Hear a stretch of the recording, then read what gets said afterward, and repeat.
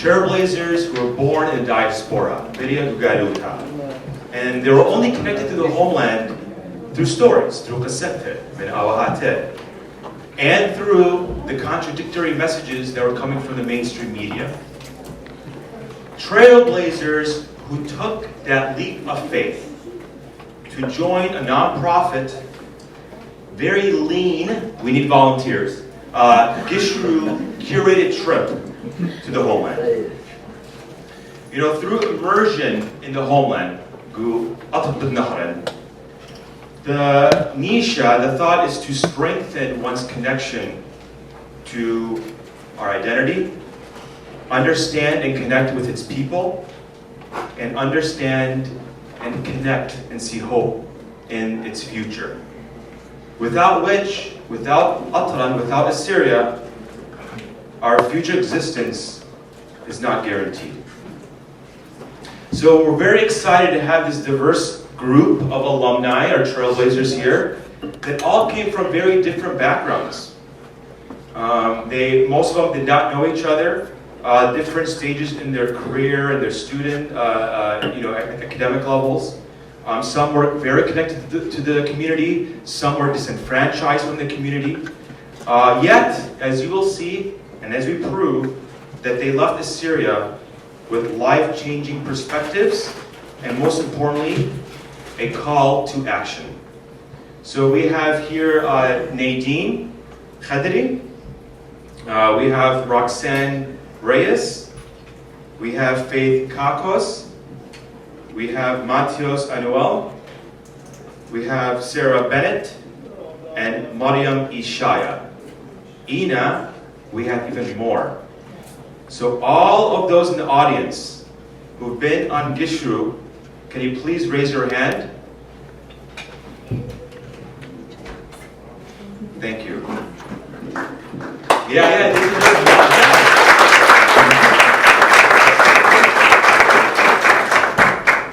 To make my life a little easier, I will have each of the participants introduce themselves. Sorry. So we'll start off with Sarah Bennett. Hello, testing.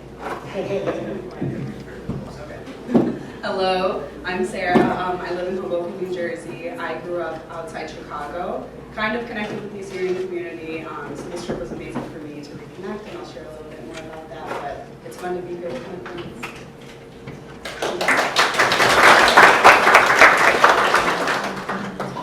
My name is Nadine Khadri. I grew up in San Jose, moved to Turlock eventually, and now I live in Los Angeles.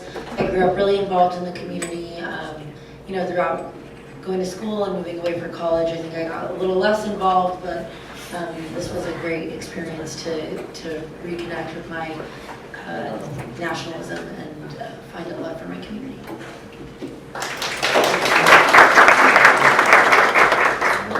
Hello, I'm Roxanne. I was born in California, moved to Michigan at a really young age, so I've been there most of my life. This trip was something that I had found out about through Instagram, I think, and thought about it to myself for a little bit. Applied on a random day, and then basically started telling a bunch of other people that I applied, and from there I made more friends through Gishru and through the application process. And the trip was honestly really life-changing for me in many ways, which I'll get into later, but that's really fun.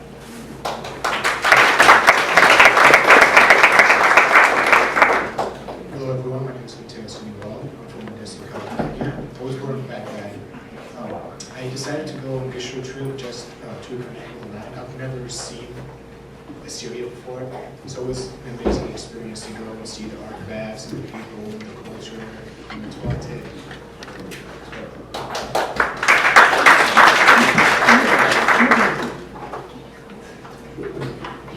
Hi everyone, I'm Faith Kakos, also from Detroit, represent. I excited to go on the trip because I feel like I grew up in a very insular and kind of pessimistic community outlook towards going back to the homeland. It didn't really seem fathomable to most of my family members, and like, you know, induced a heart attack in most of them when I told them that I was going.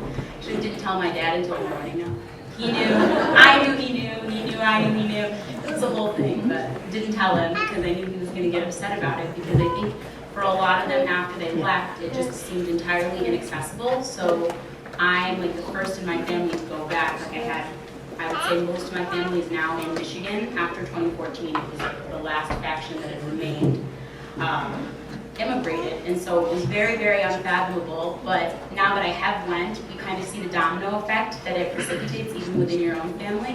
And hopefully that's what all of us can do today with all of you. Because all of you should be going to your homeland and forging those connections that exist beyond the memories that your relatives share. It needs to be a connection that you yourself have as well.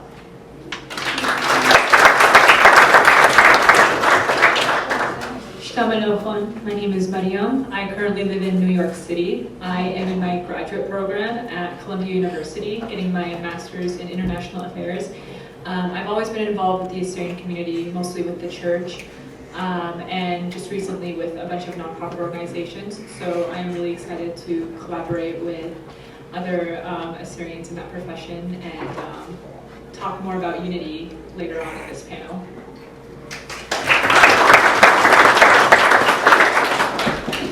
Beautiful. Thank you so much for introducing yourselves. Kam Sharaf, I do want to also recognize, you know, very important people in the audience.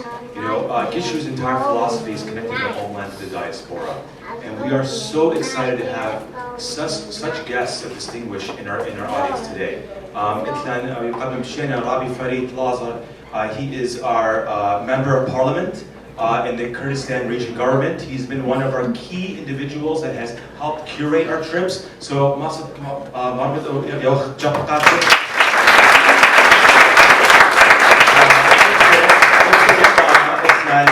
خيالة activist أخنوخ مبكت كل يطيتونه خلابيل بنيامين مصر قاتل مقامي.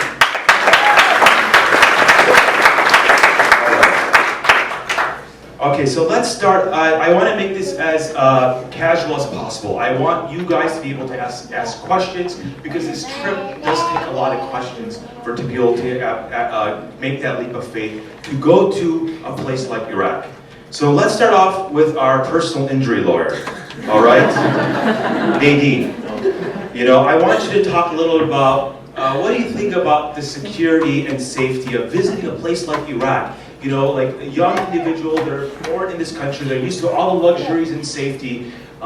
You know, going into a country like Iraq, how does it make you feel, especially from a professional standpoint, being a personal injury lawyer? Obviously made us sign waivers before you.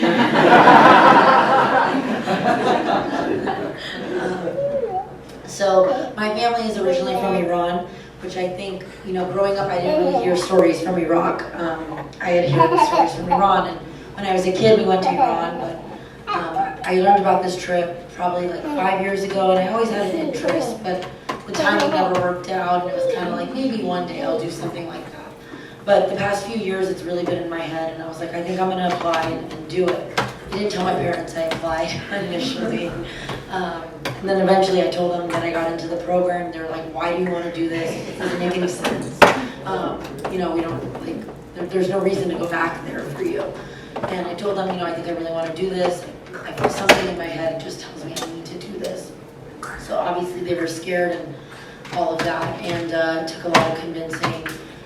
Finally, I think I had them convinced, and then a week and a half before, there was a missile strike that happened in Erbil,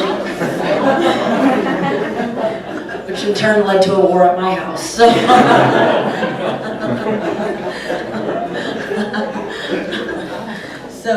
my parents were very adamant about me canceling the trip, and my dad called me like a week before and was like, "We bought your ticket already." I'm like, "Yeah."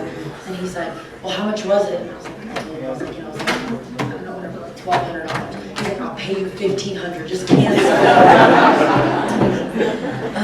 So anyways, eventually, you know, I was scared too. I mean, honestly, like, initially I felt, I had felt safe about things. I talked to a lot of people who had gone to Iraq before.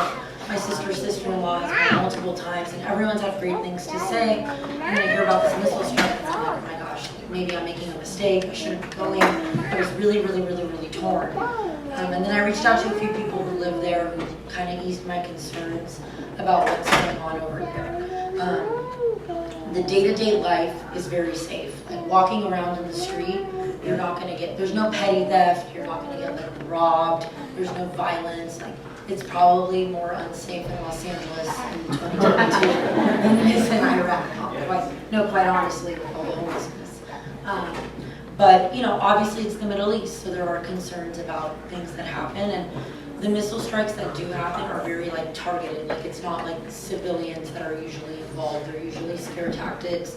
They're not meant to, like, kill anybody. They're meant to just kind of, you know, show that, oh, you know, we're here and we're trying to scare you. But nobody ends up, you know, actually getting hurt in those situations, which outside looking in, you're like, are you nuts? Why would you do that? But even while we were there, I think my dad texted me and was like, hey, are you okay? I'm like, yeah, of course. And he was like, oh, there was a missile strike. I'm like, come to figure out it was between 2 oil refineries that were in a dispute about something. But those things unfortunately do happen in the Middle East. But at the same time, like the Assyrian community is really tight there, and you feel really safe. Like the Chab Nisan day was like one of the most beautiful things that I've ever seen in my entire life. I've never seen so many Assyrians in one place ever. It was like convention times 40 probably, honestly. They shut down the whole city and they do this big parade and everybody's in Jula Chamala and it's like so beautiful and everybody ends up on this hilltop overlooking the whole city and dancing, food, you know, all day, and it's awesome. And I thought to myself, I don't know if you guys thought that day, but I was like, what if something happens to us here? You know, we're all in one place. But thankfully, you know, all eyes are looking to Iraq, and if anyone was to ever do anything to the Assyrians, I think, you know, they know better at this point. So, in regards to safety, like, of course, you know, the media portrays something very different, but the day-to-day life there is very different than what is portrayed on media. As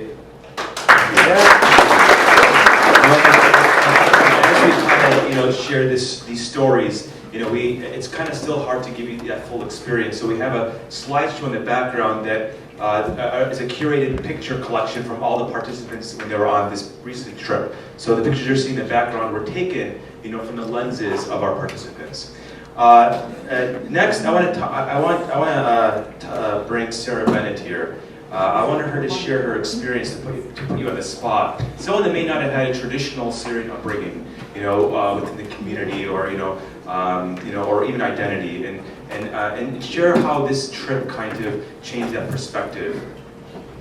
So my last name is Bennett, my dad is German, and then my mom is Assyrian, but I'm also 3rd generation. So I grew up with a Assyrian family, but didn't go to the church, right? Like kind of just lost that connection, but it was something my family was always obviously very proud of. So I was always curious, like, what does this truly mean for me?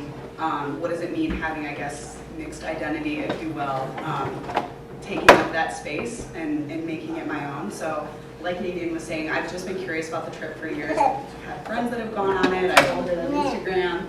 So I had, luckily, I had a gap in work where I could kind of just take the break, and my husband was very supportive and me going and exploring this. And I don't know, I truly, everything like you were touching on, all of those concerns are super valid.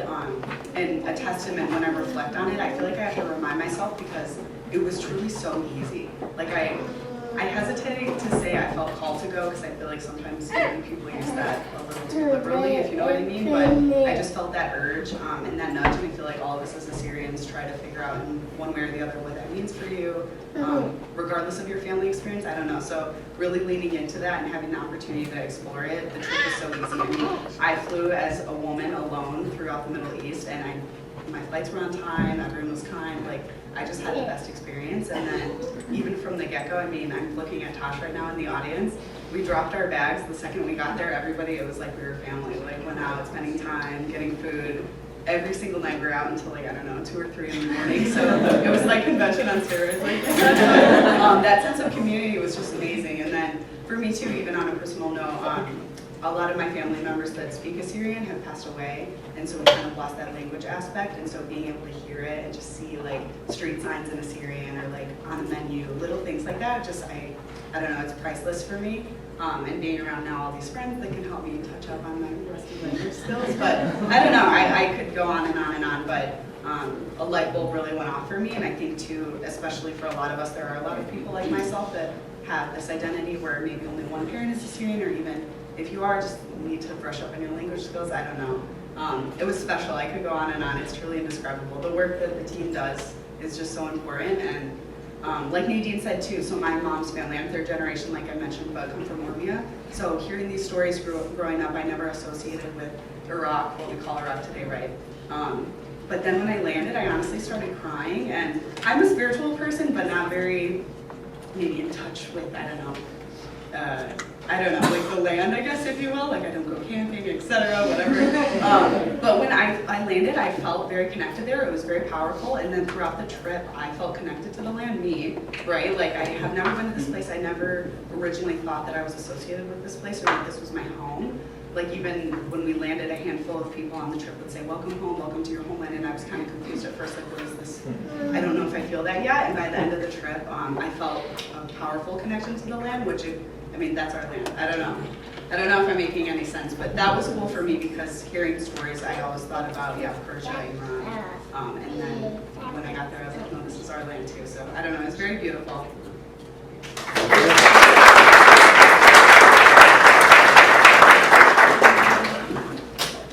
So Faith, a big part of this trip is connecting with your past, and it's not like that distant past, like even recent, like your parents. So how are we able to do that on the trip?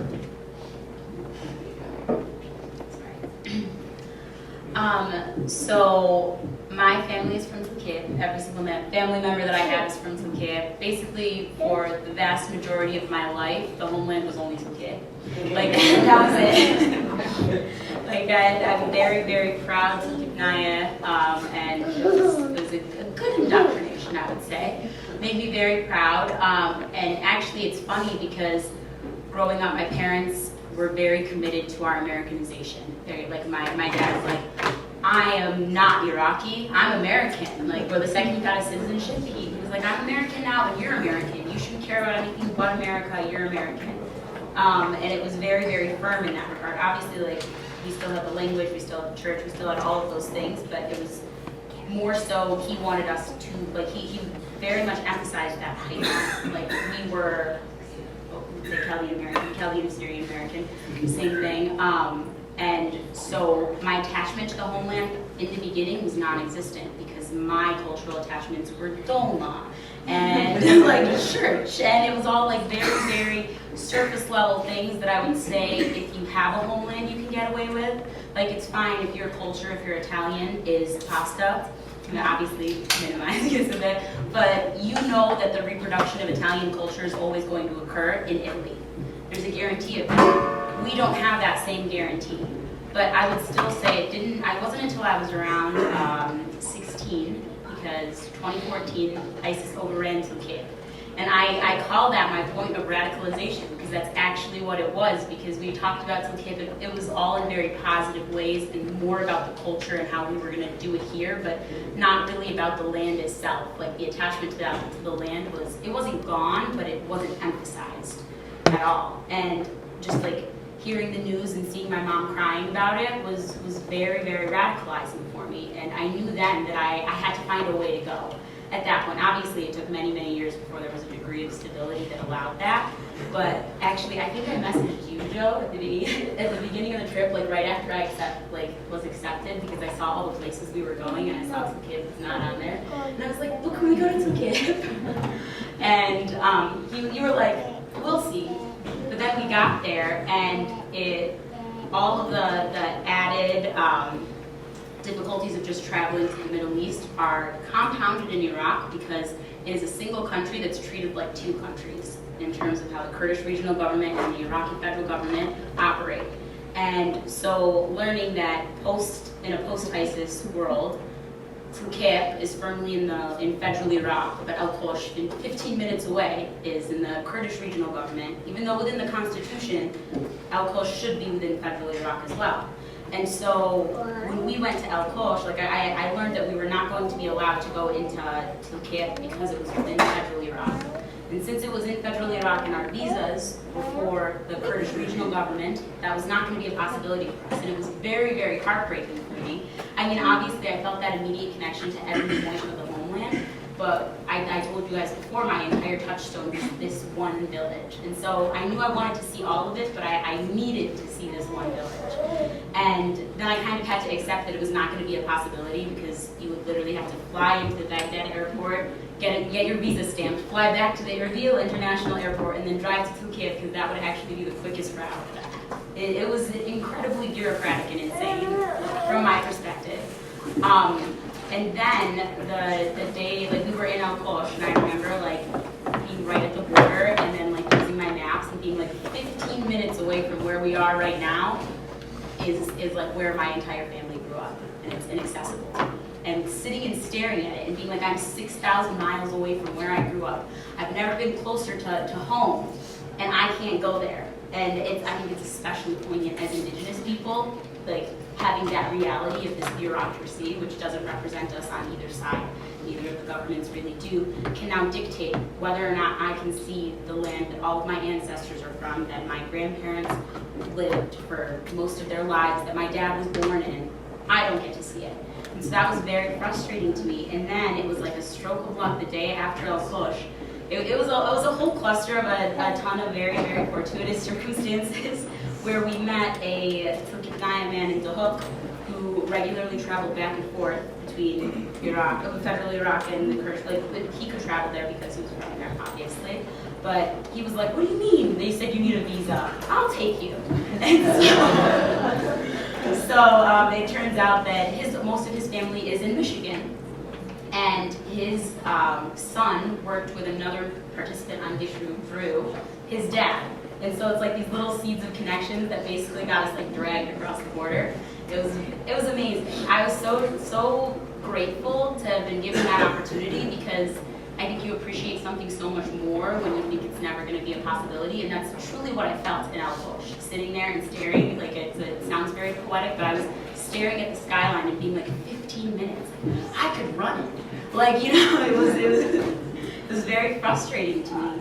And so then we got to go there, and it's funny because Tulkep was this like almost paradise to me in my mind, and that's not the Tulkep that exists today. And I knew that. I went in knowing that I shouldn't have too many expectations that it would align with 1979 Tulkep, because that's highly unrealistic. There's so much has occurred since 1979. It wouldn't make sense to think like that. So I tried to manage my expectations a little bit, but I'm human, so it didn't work as well. But I think walking into the village and seeing that, like, the first view you get, like the view of Sacred Heart. I don't know how familiar you guys are with the Nineveh Plains, or if you've been there to Tulkep, but Sacred Heart is the very, very big Chaldean church right in the middle. That's where like my parents were baptized, and I was like, oh, I've been waiting to see that. And the view that we got from the roof of this man's house, well, actually his wife's house, because he took us up it, and it was Sacred Heart right there, and then two ginormous mosques kind of framing it. And I was like, this seems very, very poetically depressing. And it's very symbolic, I think, of what Tulkep looks like today, because following, it was under occupation from 2014 to 2017, the entirety of the Christian Assyrian population was kicked out for that 3-year period. And I think the rate of return is one of the worst in the entirety of the Nineveh Plains. It's about 5%. And that's for a multitude of reasons. Like, there are brigades there and militias that kind of make it not a very hospitable. Like, there's no trust in security. The Iraqi federal government also put an ISIS compound right in the middle of the village. So that was interesting to learn that the mayor is saying, like, come back to Tulkep. Like, we want you to return, but also we put all the people who kicked you out right in the middle of your village. But we definitely want you to come back. So it was learning these little ironies that you get to be mad about, but you don't know how much you can actually make a change with it. And so we got a tour around the village, and many of the houses are destroyed. And I actually found my grandparents' house, the house my dad was born in. When he was born, there wasn't a hospital, it was a camp. So I'm sitting there staring at this half-destroyed, like, airstruck house, and there's still a noon on the door, like on my grandparents' house. And I was sitting and I'm like, how can the way that it's talked about, especially how we hear it in Michigan, is like, well, they want everybody to come back. And I'm like, you couldn't even be bothered to scrub the symbol of genocide off the houses, because we're walking through and every house has a red noon on it, and it's been 5 years since ISIS was kicked out of the area. And so it's like this discordance where I've repeated it a few times, where you want us to return, but where are the tangible efforts for that? And I think walking through was very, very important for me in my diaspora advocacy, because the rose-tinted glasses that we have of like, it's something as easy as, okay, we were depopulated because the terrorist group is here, everybody who's internally displaced should now just come back to the village. And I know it's not that simple, I know there's a lot of pressure to immigrate, but I think that's like an idea in the mind of, okay, they're gone now, but it's such a series of systemic issues that force you out, and something as simple as like, I know that at that point, I think it was my dad's great aunt who was living in the house, and then was displaced when ISIS came, and it's abandoned now, and I was asking the guy who gave us the tour, and I was like, well, how would you go about restoring it? Because there are all of these airstruck, destroyed houses, and I think that if we had tangible, like, efforts in order to do that, like if we had ideas where it's like we need funding for rebuilding all the houses, something like that, we could actually do it. But then he went on to tell me, oh, you need the deed, and then you need to petition the federal government in order to rebuild your own house, and they'll probably deny you, and the second it gets built, you'll probably have squatters, and then the militia will not allow you to kick the squatters out, even if you do rebuild it. And it's like, oh my gosh, it's not even an inch you can take, like you get catapulted a mile back. And I do still think it's important to see it, because I think once you've identified the very, very specific problems, you can start getting them down the list. And I think that I've started to lecture and I've gone on topic of the question. Yeah, I guess it was very, very transformative to me, because I think it needed a dose of realism that existed without like despair. Because I think that's the narrative in diaspora, where it's like, either apathy or despair, either way coming to the same conclusion of, we're not going to be able to do anything, so we can't. We might as well not even put in any effort, because it's an impossible situation. Sisyphus in the room. Like that's the idea. But I think once you go there, and even if what you see is overwhelmingly bad, you don't get to create good until you start chipping away at it slowly. You have to identify the bad in order to reach the good.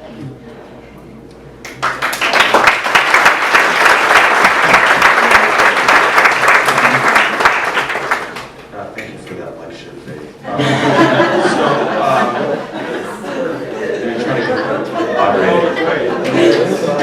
Faith, and this is really important, because, the Gishru experience, we always tell, is a roller coaster. You come in, you're excited, you cry like Sarah Bennett. You cry, and then, like Faith, you start uncovering some of the injustices that have made our situation the way it is at this point.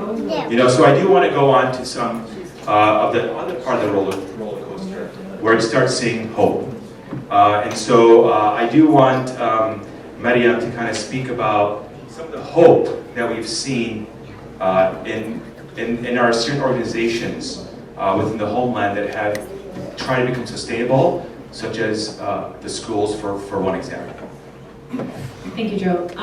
So going to Atra, I was really impressed with all the efforts that our nonprofit organizations have put into preserving our culture in the Kurdistan region. Sorry to use that phrase, but that's a legal term. I was impressed to see that Assyrian Aid Society donated so much money to translate these textbooks that were meant to be written in Kurdish to Assyrian. So our students are learning math, science, English literature, and other topics in the Assyrian language, and it was just fascinating. And what was really cool is that we actually got to sit in a math lecture, and I was very intimidated by the teacher, because it's one thing to learn algebra in English, and it's another thing to like learn it in Assyrian, and like he's writing in Assyrian, and I'm like, wait, my brain, like I can't function like that. But that was one of the great things that we saw, and thank you to Assyrian Aid Society and whoever is a part of Assyrian Aid Society that's in this panel, like, you're doing amazing, sweetie. What's also amazing is that organizations such as Shtama Foundation have opened up many recreational facilities across the region as well. So as we all know, we love soccer, and we have multitudes of soccer fields and soccer teams. Yeah, soccer teams from each village. And they have these tournaments every so often, and I believe you can follow them on Instagram. They're called Shlama League. They also live stream them as well. And it was really cool to be sitting in one of those as well, because I'm not much of a sports person myself. I'm a theater geek. And so it was really fascinating to see that. I believe we saw Badawad and Telkep going against each other. And you know, when I posted it on my Instagram, it was so funny to see like my friends back home. They were like, "Oh, I hope Bedouin wins. I want Bedouin to win." And like I'm getting other messages saying like, "No, Tescopa must win." Like, that was really cool to see. But aside from all that, what I want to touch base on is unity among these nonprofit organizations. So there was recently a land grabbing issue that happened in Badrash, and it was about a few weeks after when we came back from Atra, and I was like, what the heck, like how did that happen so quickly? And then, you know, there was video footages released, and you know, we were in our group chat, and we were like, we have to do something about this. We need to take action. We need to like promote more awareness on this issue, because this is such a common issue with our people, unfortunately. And what happens is, you know, you have people from the Kurdish Democratic Party, the KDP, attempting to illegally seize land, specifically Assyrian land, and when the Assyrians try to stop it, they're the ones that get punished for it. And I'm sure that you all saw the videos circulating on Facebook or Instagram. If not, you could go on Assyrian Action Coalition. We have social media on every single platform that you can name, and you could watch the video there. And so that video kind of promoted the Assyrian Action Coalition, and what it is a collaborative movement among all Assyrian nonprofit organizations. We come together for the same cause. It is very nonpartisan. We have no political affiliation, and what we aim to do is we aim to provide security for people in the homeland. We aim to allow our people to live freely amongst themselves within their indigenous lands, and I believe that's very important because we have a very small population now, and it's, you know, when I tell my non-Assyrian friends, like, yeah, we're a very small population, you know, they don't understand how bad they are treated out there.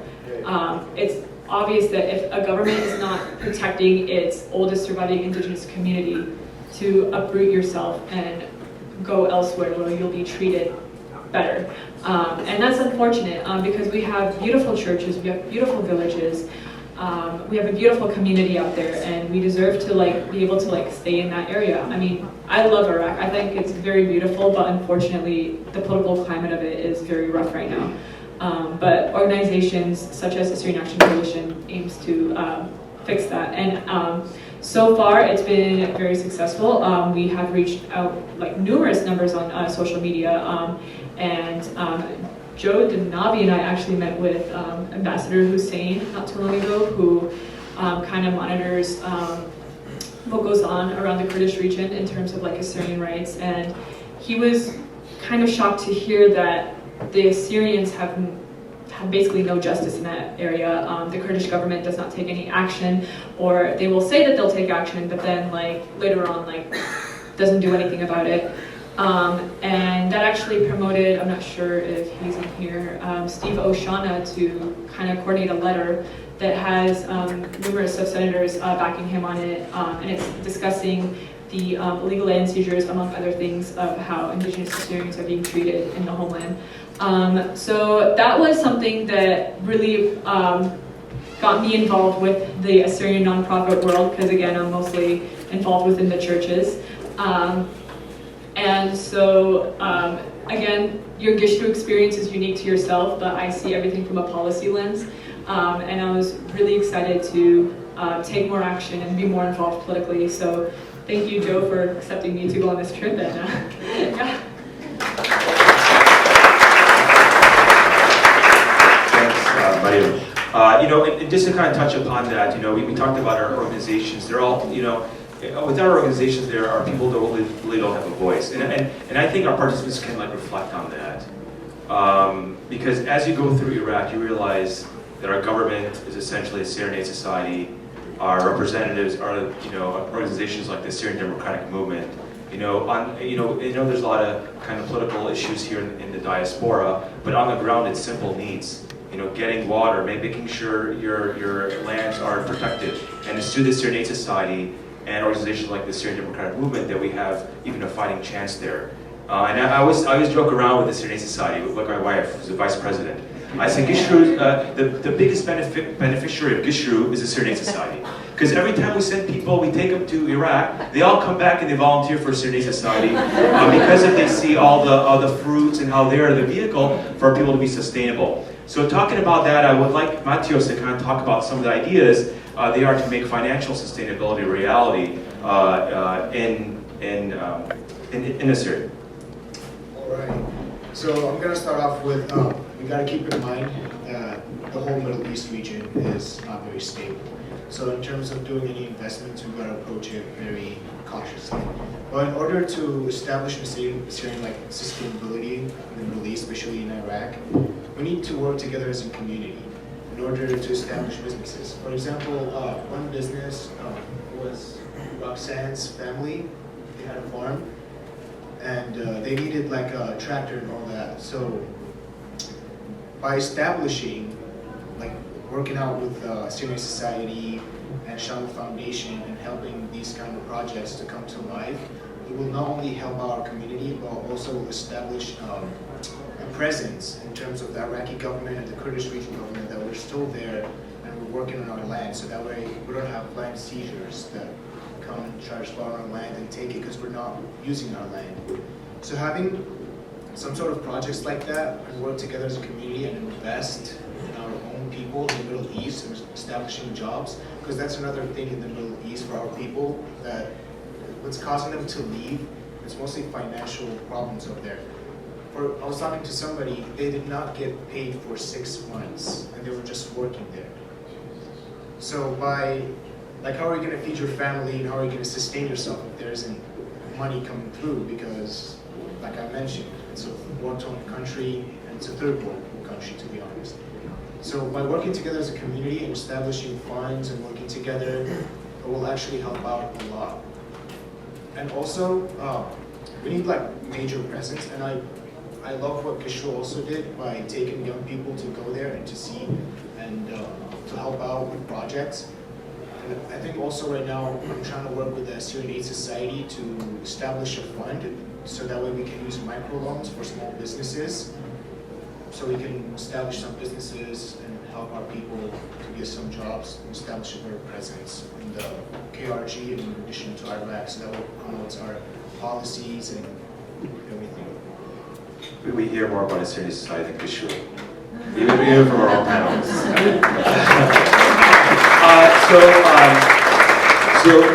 Going back to our initial theme about our identity, why it's important to visit the homeland, be in the homeland, immerse yourself in the homeland for identity, and then after this we'll go on to a Q&A session. Roxanne, please.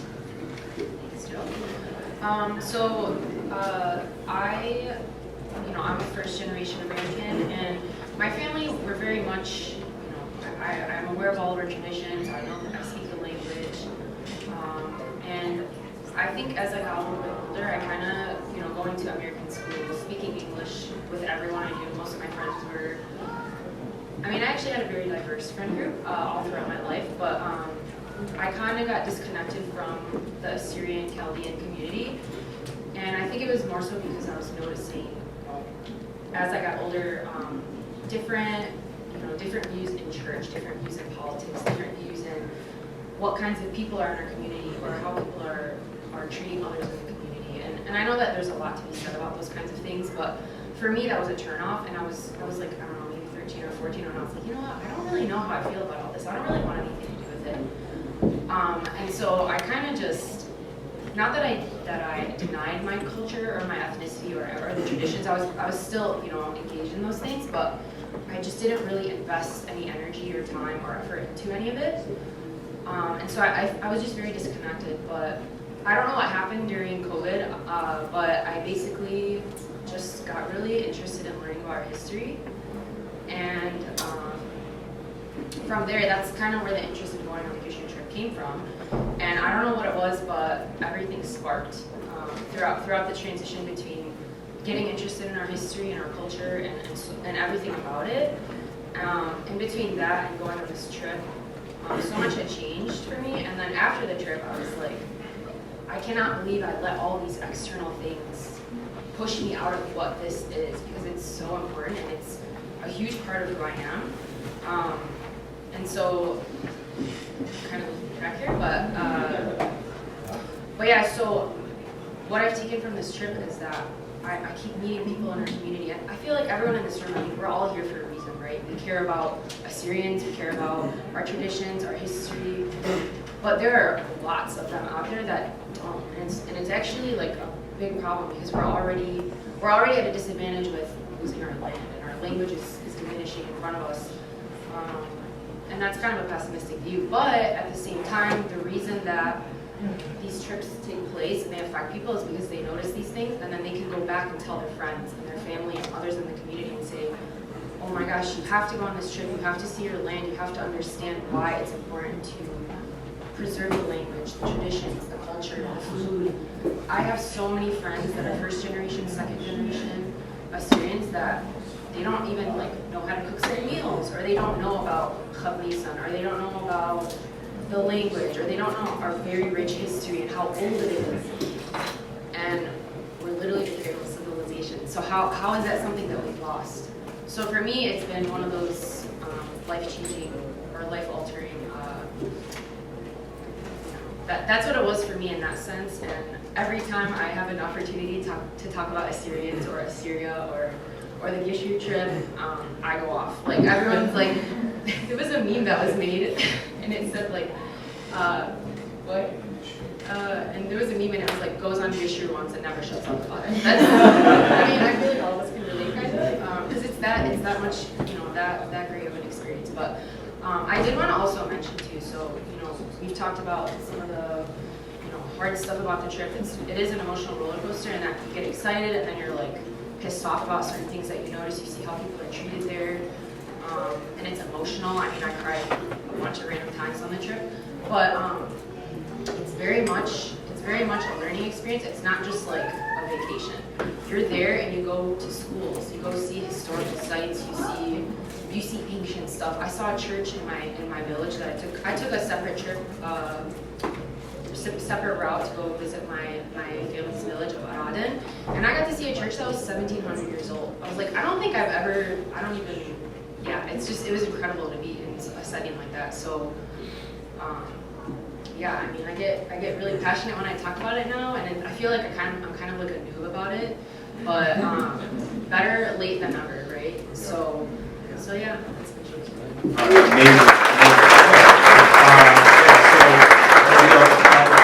Most passionate groups of individuals we had was this last year. Right after the trip, we were like just assaulted by all these like proposals and ideas and stuff, and we couldn't even keep up with them. So they definitely made us work overdrive the last few months. So, but we definitely need this kind of energy, and that's why we need everyone to go to Attara. Before we get to the audience, I want a rapid fire. So that means just one word. What was your favorite place or thing in Attara? Nadine. Next, Sarah. Nala. That's unfair. Ankawa. Swimming in the freezing cold river. Assyrian schools.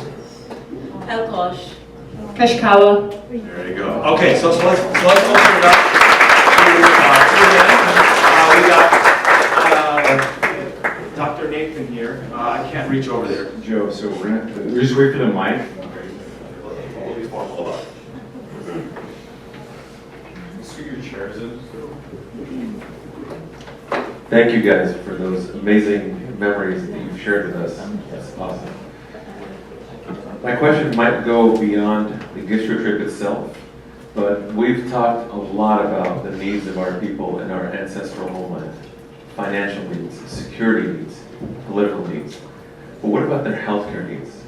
Are there any opportunities for medical professionals? Because there's a lot of them in this convention and in this room who want to do medical missionary work to help our people that are not getting even the basic essentials of everything we talked about. How can I help our people? So one thing I know is that the Assyrian Society right now, they have like a mobile clinic that goes to all the towns. And they check people and they do medication, all that. Another thing we were working on is to see if there's any NGOs that we can partner with, so that way we can go, because I'm also an EMT, and I was looking into like if I can go there and like at least screen people, you know, for any blood pressure or glucose. So we're trying to find a way where we can get like medical professionals and also entrepreneurs to go there, so we can establish such projects like that. We're hoping that we can do it like all year round and not just one time. We're still working on it in terms of that. I wanted to add too, so I work in the behavioral health sector. So when I was heading out there, I was thinking about, I know that there is a lack of mental health services in the Middle East. Like, there are friends that we have there, and one of my friends there has said that literally that's not acknowledged at all. Nothing about mental health is acknowledged here. And while the services that I provide are behavioral health, so we basically work with kids with special needs autism. And that is non-existent in the Middle East. So imagine there are schools there, and there are children that won't even be attending schools because they have a developmental delay or a neurological disorder, and they just are basically left out. And they're under their parents' care as children, and then when they get older, they're basically like, I don't want to say hidden from the community, but they are. They're kept away. They don't know what to do with them. And that's a huge lack that I noticed. And I've had conversations with it. I've had conversations about it with Assyrian Aid. I know Josephine and I have talked about those kinds of things at the mobile clinics. There was an instance I heard about where a woman bled out during pregnancy, and it was like something that could have been easily avoidable.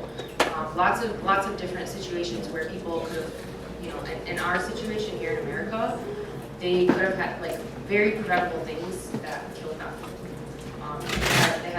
They didn't have that access to medical care. So I wish I had the answer on how you can help, but yeah, obviously it's going to come down to financial assistance. Okay, I was just going to add something because I was really interested in that too. But the way I like approach things, just because I have a very defeatist mindset in terms of the government, I think that like it's kind of that wedding of realism and hope. So when we were in Nala, we actually heard a lot about that because I was asking about it because it takes people from Nala, any of the 7 villages that are fully Assyrian now, around 45 to 90 minutes to get to a hospital, and many people die on the road. And so it was a main priority in Nala to try and get a medical clinic there in some way. And so then all of these orgs come and they have to build the infrastructure, each of them in turn, because they won't, like, there's no cooperation within them. So I think in terms of addressing it from a medical standpoint, that we should be going community to community, because I think we should almost be treating our role in diaspora as quasi-governmental, because, I mean, looking from this perspective, the American passport takes you a lot further in terms of what you can get away with doing, and a lot of those organizations are Western organizations. So I think if we have strong bodies, like you said, there's so many positions within our community here that could do something like that. The big issue they said was that they need someone constantly, but I was thinking even if you couldn't get one person that's there the whole time, if there was a way to establish a schedule of people coming for maybe a month each, all you need was 12 people a year, something like that. And I think you have to look at it from the perspective of localism, because the greater government isn't looking out for our community in general. All right, let's try to get like a quick question and one response from the panel. Very short question. As eyewitness people visit there. What is your message for your generation living outside Assyria land, and what is next for Gishru as organization? Don't forget your roots. Just because you're comfortable in the diaspora, you're making good money, you're going to these amazing schools out here. Never forget where you come from, and never forget your identity.